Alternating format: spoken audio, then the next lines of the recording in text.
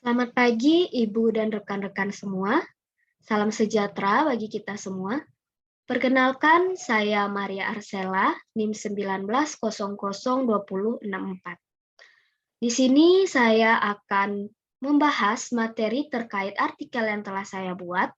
Untuk tema, saya memperoleh tema manajemen peserta didik, dan dari tema yang telah saya peroleh, saya mengangkat judul yaitu mengelola penerimaan peserta didik di masa pandemi COVID-19. Baiklah, langsung saja kepada pembahasan. Manajemen peserta didik merupakan kegiatan mengelola mulai dari perencanaan, penerimaan, pembinaan, dari awal sampai akhir siswa itu menyelesaikan pendidikan di sekolahnya. Dan penerimaan peserta didik merupakan bagian awal dalam manajemen peserta didik. Dalam penerimaan peserta didik, masing-masing sekolah harus menetapkan dan mengelola dengan baik terkait penerimaan peserta didik ini. Peserta didik merupakan kegiatan yang sangat penting dalam penerimaannya itu. Jika tidak ada peserta didik yang akan diterima, maka tidak akan ada yang diatur oleh sekolah. Nah, di dalam penerimaan peserta didik terdapat kebijakan-kebijakan yang ditetapkan. Kebijakan-kebijakan tersebut berisikan jumlah peserta didik yang diterima. Nah, dari masing-masing sekolah pastinya menetapkan beberapa peserta didik yang akan diterimanya. Penerimaan peserta didik ini didasarkan daya tampung yang tersedia di sekolah tersebut. Faktor kondisi sekolah juga merupakan kebijakan dari penerimaan peserta didik. Selain itu, kriteria penerimaan peserta didik yang ditetapkan juga merupakan bagian dari kebijakan penerimaan peserta didik itu. Nah, masing-masing sekolah akan menetapkan kriteria peserta didik seperti minimal nilai yang akan ditetapkan oleh sekolah itu, peserta didik itu minimal nilainya harus berapa agar bisa masuk ke sekolah tersebut. Lalu, masing-masing sekolah itu juga akan menentukan anggaran. Anggaran yang disediakannya bagaimana, sarana prasarana yang ada, tenaga pendidik yang tersedia, dan sistem pendaftaran, waktu pendaftaran, itu semua merupakan kebijakan dalam penerimaan peserta didik. Nah, semua kebijakan itu bersumber kepada perundangan yang berlaku, seperti Undang-Undang, PP, SK Menteri, SK Dinas, P dan K Prof, serta SK Dinas P dan K Kota atau Kabupaten. Nah, sistem penerimaan peserta didik atau cara penerimaan peserta didik baru dapat dikelompokkan menjadi dua, yakni yang pertama sistem promosi dan yang kedua adalah sistem seleksi. Sistem promosi ini biasanya berlaku pada sekolah yang pendaftarannya kurang dari daya tampung yang telah sekolah tersebut tetapkan. Oleh sebab itu, sistem ini tidak menggunakan sistem seleksi dalam menerima peserta didiknya. Lalu yang kedua, di sistem seleksi, itu terbagi menjadi 3 cara, yaitu dengan penelusuran minat dan kemampuan, dengan tes dan dengan tanpa tes. Penerimaan peserta didik yang melalui tes itu terbagi atas tes tertulis, tes lisan, dan tes perbuatan. Jika melakukannya dengan tanpa tes, itu dilakukan berdasarkan nilai pada jenjang kehidupan yang sebelumnya. Nah, kita lihat pada kondisi saat ini di masa pandemi COVID-19, ada perubahan terkait sistem penerimaan peserta didik yang dahulu sistemnya itu menetapkan peserta didik ini diperbolehkan untuk datang ke sekolah melakukan segala persyaratan untuk pendaftaran. Nah, untuk yang keadaan sekarang ini di masa pandemi COVID-19 bagaimana? Nah, sistem penerimaan yang ditetapkan di tengah pandemi COVID-19 ini yaitu melalui daring. Mengingat besarnya penyebaran COVID yang terjadi, maka untuk mengurangi penyebaran perlunya dilakukan pembatasan kegiatan. Begitupun kegiatan penerimaan peserta didik baru. Dahulu penerimaan peserta didik baru, proses pendaftarannya itu dilakukan dengan mendatangi sekolah itu secara langsung dan mengurus segala persyaratan yang diperlukan secara langsung. Berbeda dengan saat pandemik sekarang. Proses pendaftarannya itu tidak perlu mendatangi sekolah, cukup dilakukan dengan menggunakan internet, mendaftar melalui website yang telah disediakan oleh sekolah. Informasi yang diperoleh terkait penerimaan peserta didik di masa pandemi COVID-19 itu yang dilakukan secara daring, jika berbicara terkait administrasi yang dibutuhkan, pihak sekolah itu mengadakan wawancara dengan orang tua via Zoom untuk menjelaskan biaya-biaya yang diperlukan. Jadi, prosesnya itu sudah berbeda dari tahun sebelumnya. Informasi yang diberikan terkait jadwal pendaftaran, proses pendaftaran, hasil penerimaan peserta didik, maupun segala ketentuan biaya terkait penerimaan peserta didik baru, itu semua diatur menggunakan internet dan dapat diakses menggunakan media komunikasi yang kita miliki masing-masing. Tidak hanya itu, peserta didik yang telah diterima di sekolah dalam pengenalan lingkungannya pun dilakukan secara daring. Selanjutnya, dalam penerimaan peserta didik di masa pandemi COVID-19 ini dapat dilakukan melalui 4 jalur.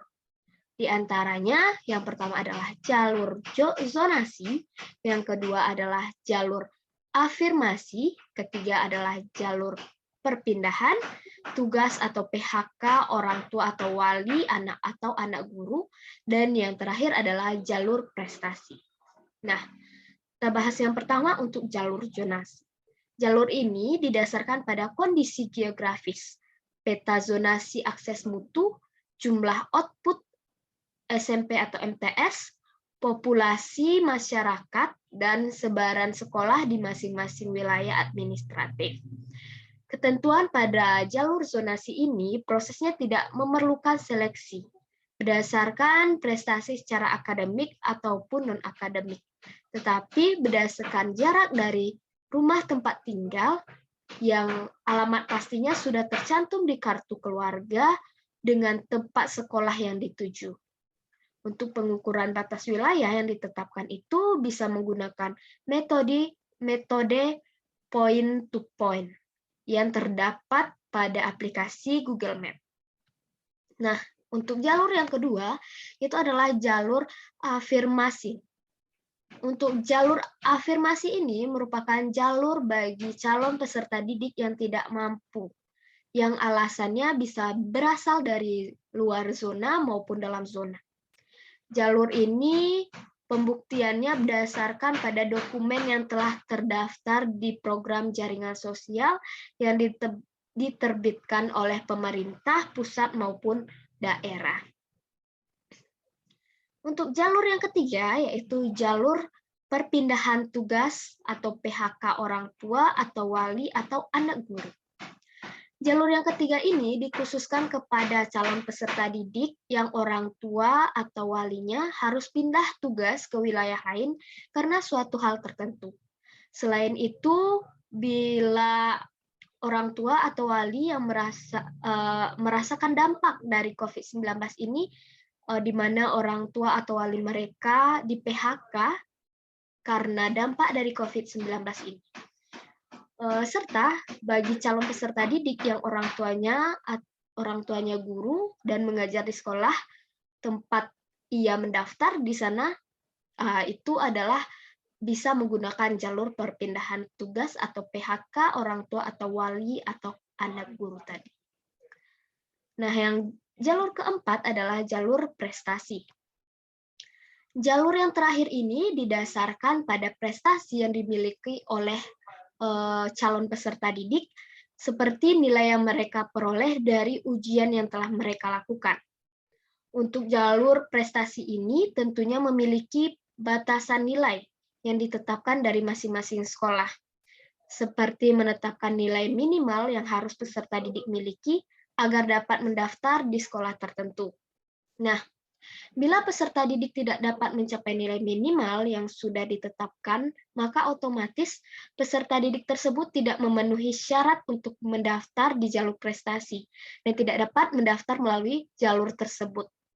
Jalur prestasi ini dibuka jika jumlah kota dari jalur zonasi, jalur afirmasi, dan jalur perpindahan orang tua telah terpenuhi tadi. Yaitu jalur-jalur yang 3 sebelumnya tadi sudah terpenuhi, barulah di jalur yang keempat yang terakhir ini bisa diisi. Nah, masing-masing presentasi kota dari keempat jalur ini itu ditentukan berdasarkan sekolah masing-masing. Ketentuannya berapa persen itu berdasarkan sekolah masing-masing. Pada jalur prestasi ini, calon peserta didik tidak ada pembatasan wilayah. Calon peserta didik maupun yang berasal dari dalam atau dari luar itu bebas untuk mendaftar. Nah, selanjutnya terdapat prosedur-prosedur yang harus ditetapkan dalam penerimaan peserta didik baru. Prosedur-prosedur itu diantaranya yang pertama, yaitu pembentukan panitia penerimaan peserta didik baru. Masing-masing sekolah harus menetapkan siapa-siapa saja yang memiliki tugas dan tanggung jawab dalam mengurus penerimaan peserta didik baru. Hal ini perlu ditetapkan secara jelas agar dalam pengelolaan penerimaan peserta didik baru itu dapat terlaksana dengan baik. Yang kedua adalah rapat penerimaan peserta didik.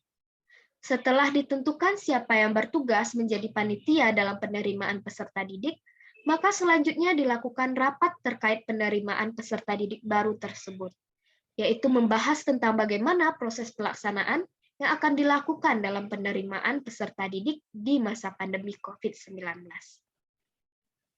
Yang ketiga adalah pembuatan atau pengiriman atau pemasangan pengumuman. Pembuatan, pengiriman, atau pemasangan pengumuman ini dilakukan untuk memberikan informasi kepada calon peserta didik yang ingin mendaftar pada sekolah tersebut. Pada masa pandemi COVID-19 ini, informasi terkait pengumuman tersebut pihak sekolah sediakan pada website berupa link pengumuman pendaftaran secara online. Meskipun ada juga beberapa sekolah yang membuat brosur-brosur untuk penerimaan peserta didik baru. Nah, pengumuman tersebut antara lain berisikan yang pertama, gambaran singkat sekolah.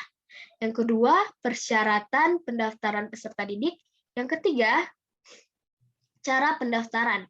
Yang keempat, waktu pendaftaran. Yang kelima, tempat pendaftaran. Yang keenam, biaya pendaftaran. Yang ketujuh, waktu dan tempat seleksi. Dan yang kedelapan, pengumuman hasil seleksi. Nah, untuk poin selanjutnya, yaitu poin keempat, pendaftaran calon peserta didik baru. Nah, prosedur pendaftaran calon peserta didik baru di masa pandemi COVID-19 ini dilakukan secara online melalui website yang telah disediakan oleh masing-masing sekolah. Adapun tata cara pendaftaran yang dapat dicontohkan seperti ini. Yang pertama, calon peserta didik itu dapat mendaftarkan dirinya secara online pada website yang telah disediakan. Pendaftaran tersebut berisikan biodata diri dan surat-surat yang dibutuhkan serta hasil dari nilai masing-masing calon peserta didik. Nah, yang kedua, setelah calon peserta didik itu berhasil melakukan pendaftaran diri, selanjutnya peserta didik itu dapat melaporkan bukti pendaftarannya sebagai bukti telah terdaftar, bahwa dia telah mendaftarkan dirinya di sekolah yang dia tuju itu. Dan yang terakhir, setelah pendaftaran yang telah diisi itu, lalu calon peserta didik ini akan diverifikasi oleh panitia penerimaan peserta didik baru. Jadi skala pendaftaran yang telah dilakukan dan memastikan bahwa kita sudah terdaftar itu akan diverifikasi oleh panitia penerimaan peserta didik baru, akan diolah. Lalu, poin yang kelima, yaitu seleksi peserta didik baru. Seleksi didasarkan pada ketentuan-ketentuan yang telah sekolah tetapkan. Apakah calon peserta didik tersebut sudah memenuhi persyaratan dalam penerimaan peserta didik baru? Itu semua dilakukan dalam proses seleksi. Nah, poin yang keenam adalah penentuan peserta didik yang diterima. Setelah melakukan seleksi, panitia menetapkan siapa saja peserta didik yang diterima untuk masuk di sekolah tersebut. Yang ketujuh adalah pengumuman peserta didik yang diterima. pengumuman tersebut terdata pada link atau website yang telah sekolah sediakan. Jadi para peserta didik dapat melihat hasil pengumuman secara online di website yang telah disediakan oleh sekolah. Dan yang terakhir adalah pendaftaran ulang. Nah, bagi peserta didik yang telah lolos atau namanya tercantum diterima pada website pengumuman peserta didik yang diterima, maka selanjutnya peserta didik itu harus melakukan pendaftaran ulang secara online sesuai dengan ketentuan-ketentuan yang sudah dijelaskan di website sekolah tentang pendaftaran ulang. Nah, dalam berbagai macam atau tahap-tahap pelaksanaan penerimaan peserta didik di masa pandemi COVID-19 ini perlu dilakukan dengan memperhatikan segala ketentuannya. Perlu diperhatikan agar kendala akses jaringan ataupun kecurangan dan yang lainnya itu tidak terjadi. Jadi walaupun dilakukan secara online, proses pendaftaran ini bisa berjalan dengan baik dan lancar. Pendidikan itu harus tetap diperluas, pemerataan pendidikan harus tetap diperhatikan, mengembangkan akses-akses pendidikan dan pengembangan prestasi siswa, semua itu harus dilakukan. Jangan sampai terlambat dengan adanya pandemi COVID-19. Aspek-aspek tersebut harus menjadi pertimbangan atau perhatian utama oleh para pelaksana penerima peserta didik baru, baik itu di masing-masing sekolah dimanapun berada. Hal ini dilakukan agar keberadaan pendidikan di sekolah manfaatnya itu benar-benar dirasakan oleh seluruh lapisan masyarakat. Baiklah, sekian penjelasan yang bisa saya berikan terkait artikel yang telah saya buat. Apabila ada salah kata dalam ucapan dan penyampaiannya, saya mohon maaf. Sekian dari saya, terima kasih.